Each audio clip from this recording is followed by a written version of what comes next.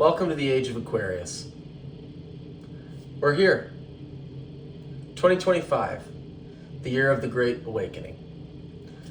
You know, my whole life I felt like I don't belong.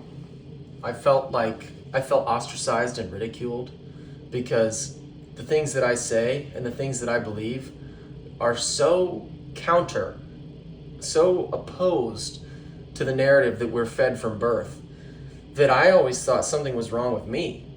My whole life I thought this person that I am isn't who I should be. I should be somebody else. I should care more about having a degree and having a great job and driving a fancy car. I should use my intelligence. I should use my talents to try to gain things for myself. And so much of my life has basically been me rejecting the truth of my being and wearing a false mask, a persona.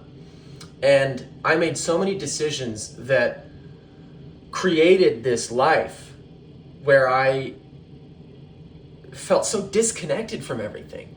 I felt like this can't be it.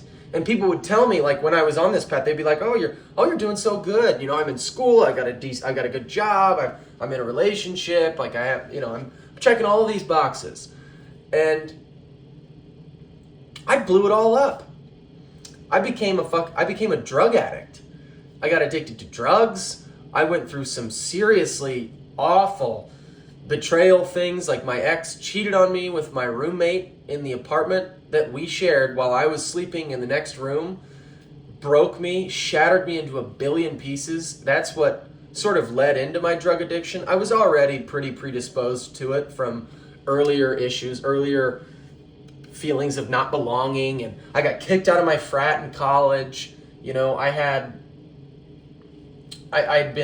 actually was cheated on by my high school girlfriend too, with the same guy, the same friend. There's a lesson there for me. You know, there's a lesson for everybody. Okay, the karmic cycle, it will repeat if you don't learn your lesson the first time. And I just thought, like, I was in denial. I just couldn't face the enormity of the feelings that I had, these terrible feelings. You know, so I go through all this horrible stuff. I drop out of school. I go to rehab. I finally get clean. And then I break up with this girl. I move to my parents' house in Arizona. I go through this enormous transformation. You know, I start going to the gym. I get really fit. I was very out of shape. And I start getting back on the path. And after going through those things that broke me, shattered me into a billion fucking pieces, I realize now that those things were necessary.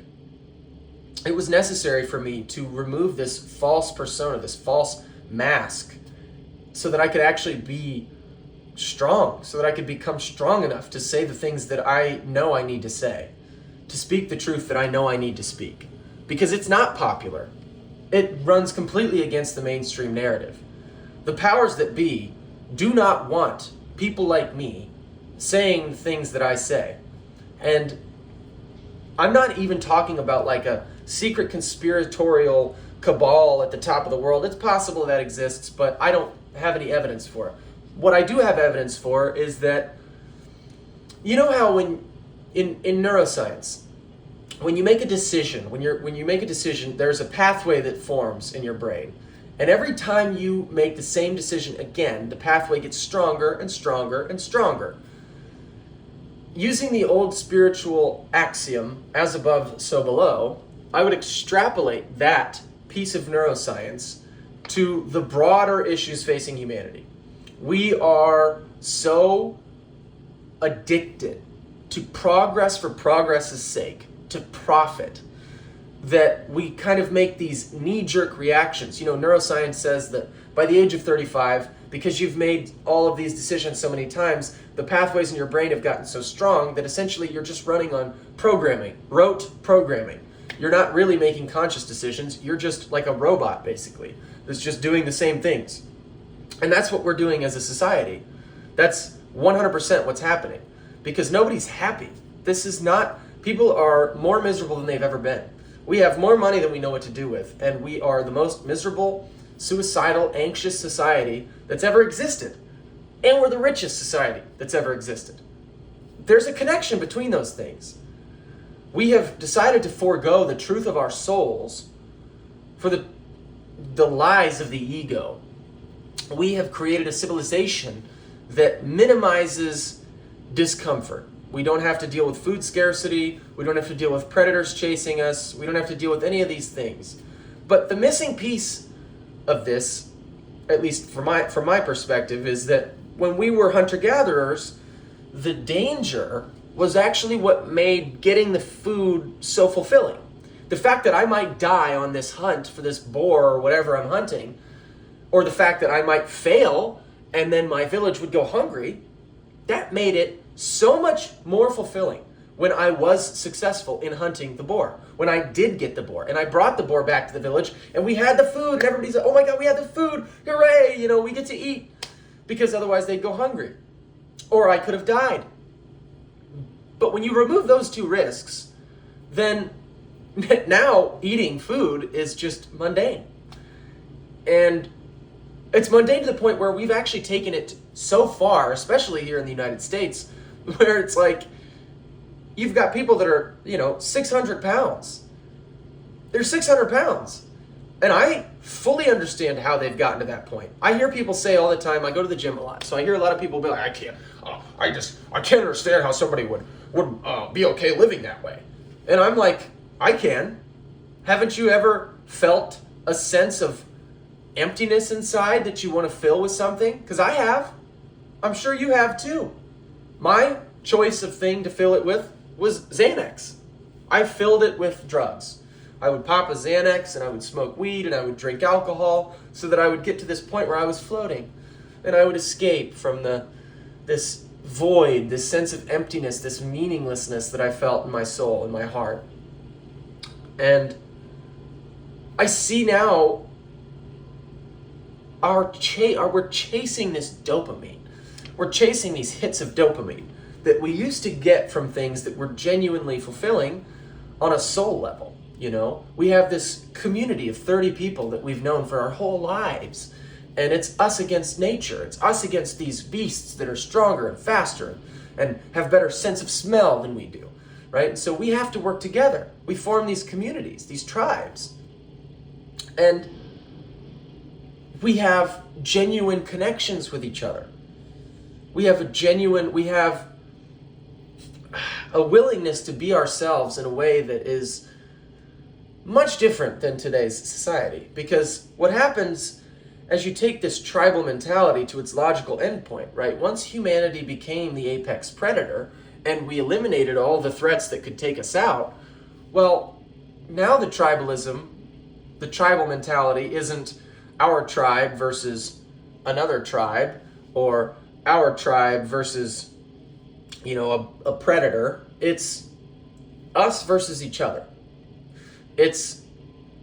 We are trying so hard to one-up each other, right? We want to go and get a big fancy job so we can prove to all the haters, I always knew I was going to make it. Look at me now, and I'm the fucking vice president of blah, blah, blah, blah, blah, and I drive a BMW, and my wife has big fake tits, and we go to Cabo every year, and it's like this fucking, sure, that stuff's fun, but it's not fulfilling. Hardly anybody's actually fulfilled in those lives. They're seeking distraction from their internal environment. They're constantly they're like, okay, well, maybe, if I work really hard and I meet this quota, then I'll get promoted and then I'll finally feel good.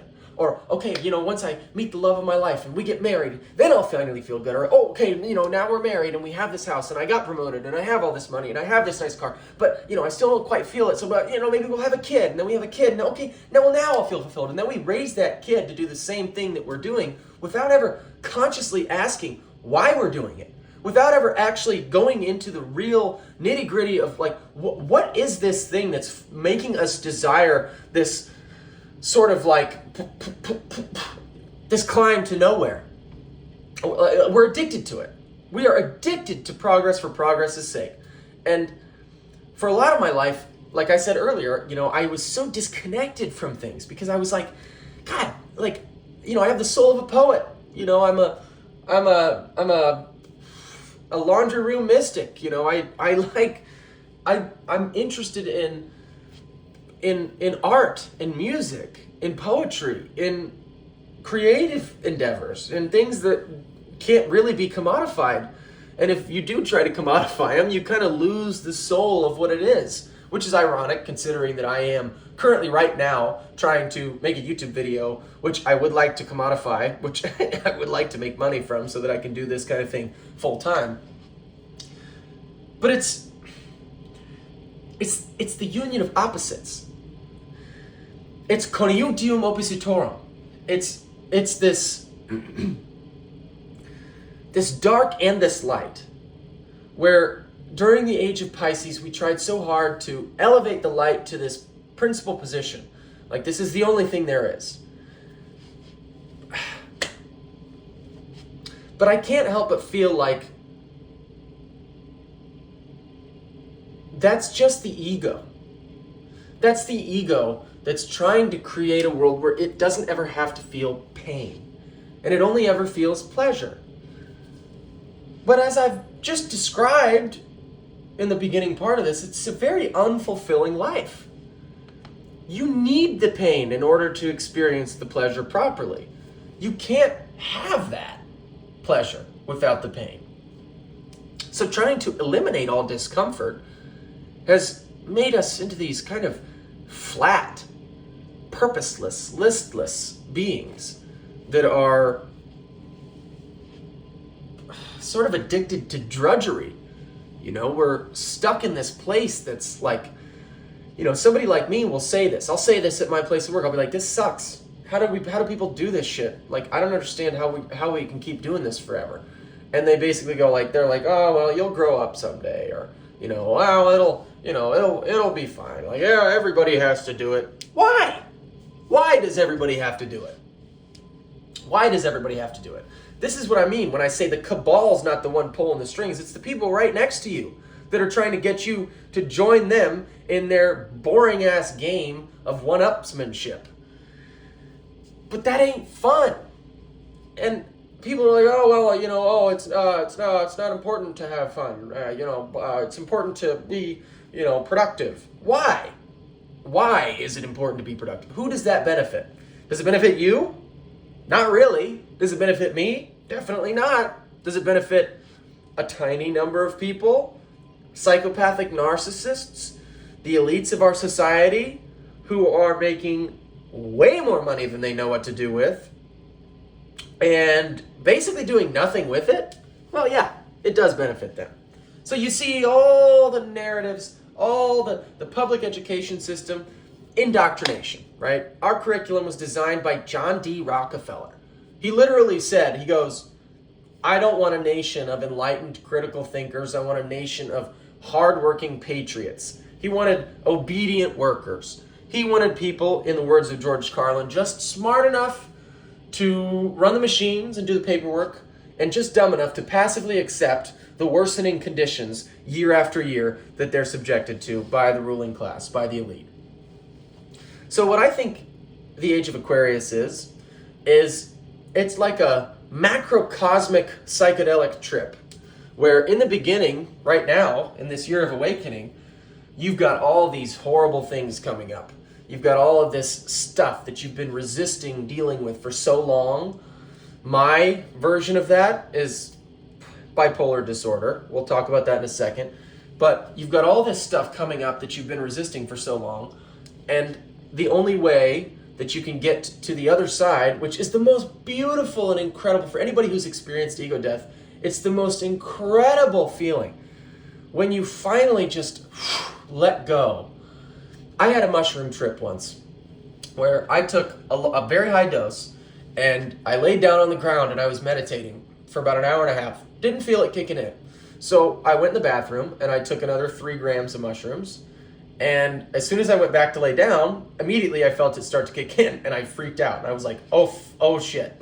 So I went in the bathroom, threw up the 3 grams, and then I had my trip. Well, at the peak of this trip, I'm laying on my bed in my parents' house in Arizona. I have no job. I have no car insurance. I have no driver's license. I have no money. I have no prospects whatsoever. I literally was, by society's definition, I was a complete scumbag, right?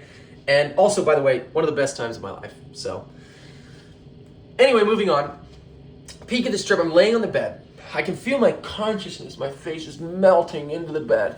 And I'm trying so hard, I'm trying to pick my face up out of the bed, but it just keeps melting, getting pulled back down. And I can feel, and then as soon as I get my face to kind of come together, then now I feel my fucking sides start to melt away. And then I feel my arms start to melt away. And I'm freaking, I'm trying so hard to hold it all together, and I need to hold it. And then I just said, why?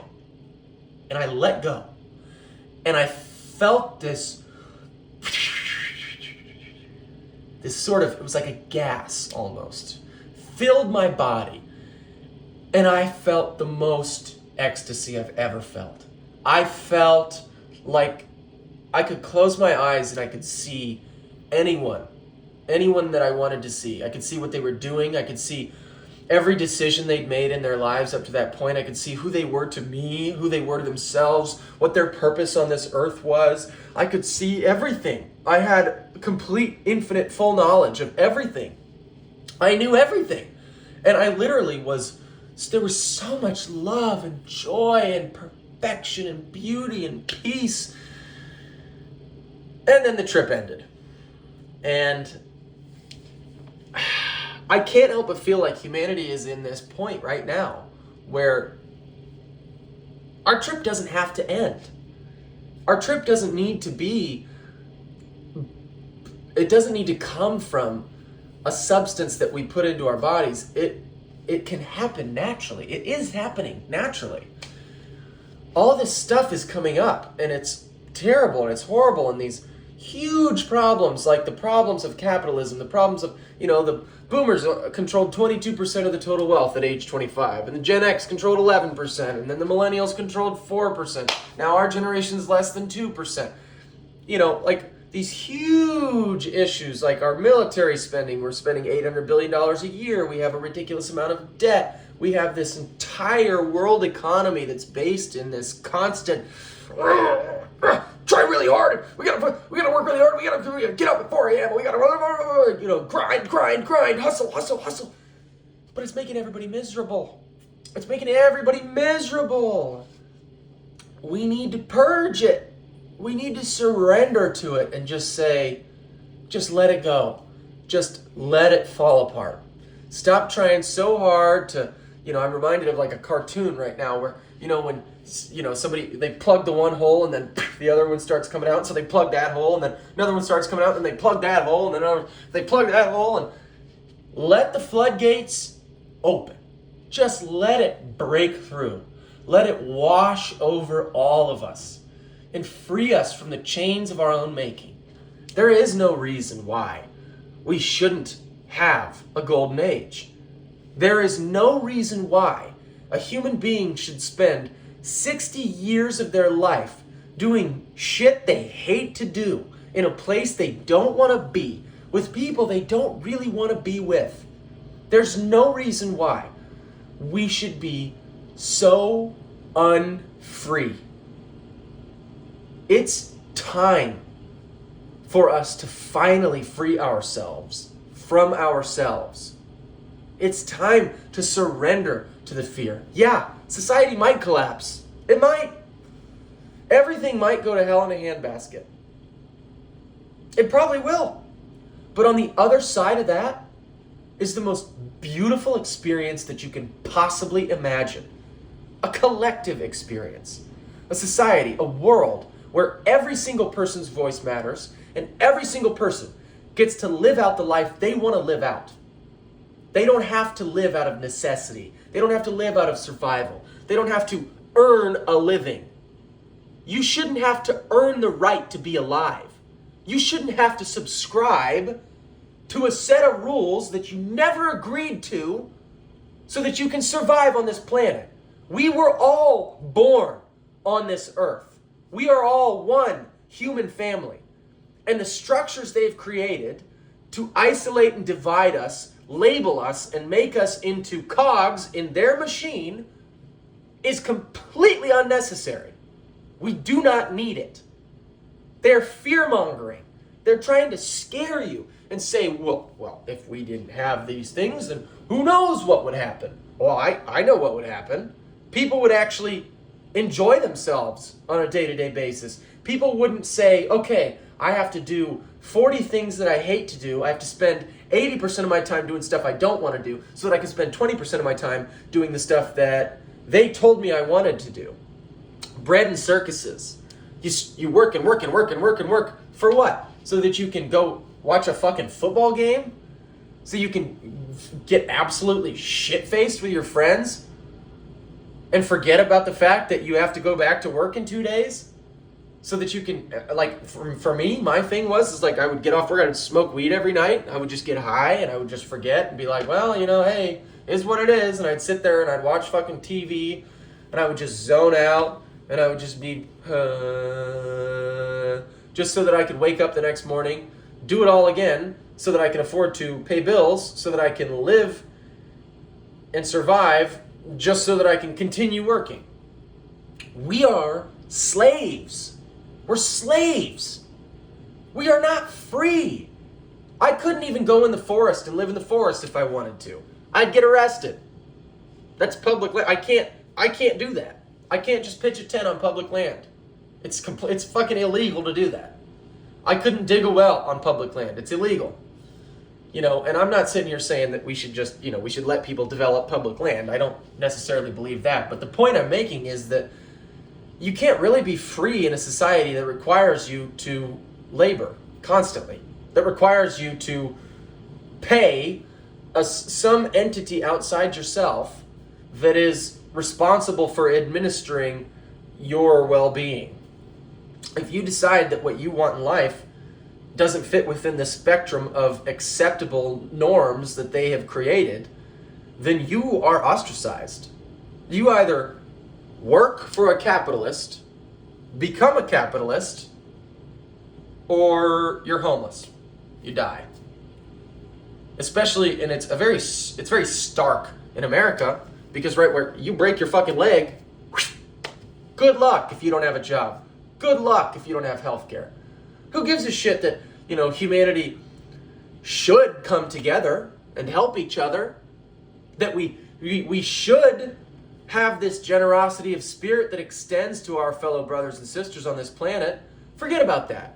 Because the system doesn't work that way. And that's naive. And that's idealism. And you can't live life that way because they said it wasn't allowed. And if you do what they say is not allowed, the first thing they're going to do is take your money. You won't have money to buy things. The next thing they'll do is take your house. And if you persist on this path and you find a way to live off-grid with your own money, with your own stuff, and you gather a community, eventually they'll make it illegal. And then they'll arrest you. And if enough people decide to live that way, that arresting them becomes unfeasible, then they'll resort to violence.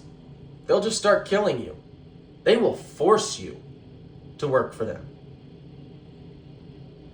So, in conclusion, I think all of these terrible things that the media is saying, oh my God, everybody's freaking out, oh, people have lost faith in institutions, and oh, there's no, oh, nobody wants to work anymore, and blah, blah, blah, blah. Yeah, you're fucking A-right. Here we are. We rise. Together. We rise. And we say to all of those people who've spent the last fucking 2 millennia trying to keep us caged in this box, no more. Not a shot needs to be fired. Not a head needs to be taken. All we do is come together. That's the thing they're most afraid of. That's the thing they can't stop. Violence? Sure. They can use violence right back against you. Try to use violence against them. They have a monopoly on violence. They're the best at violence. In the words of Jim Jeffries, yeah, great, you have your assault rifles and, you want to use that to defend yourself from a tyrannical government, but, you're bringing guns to a drone fight, okay? They've got the best weapons. They can't stop this. they can't stop the opening of the heart, the expansion of consciousness. That's what's happening. And don't get me wrong, it's not just people like me on the outside saying this. There are also people inside of these organizations and institutions who are coming to the same awakenings. Because this age is not about competition.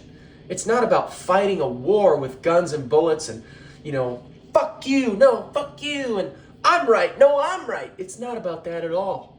It's about, I believe this, you believe something else. We both have a right to believe what we believe. And we'll come together in collective consciousness, and we'll allow each other to be free. We'll allow each other to be who we were always meant to be. Humanity is finally emerging from this chrysalis. And I can't wait to see how beautiful our wings are.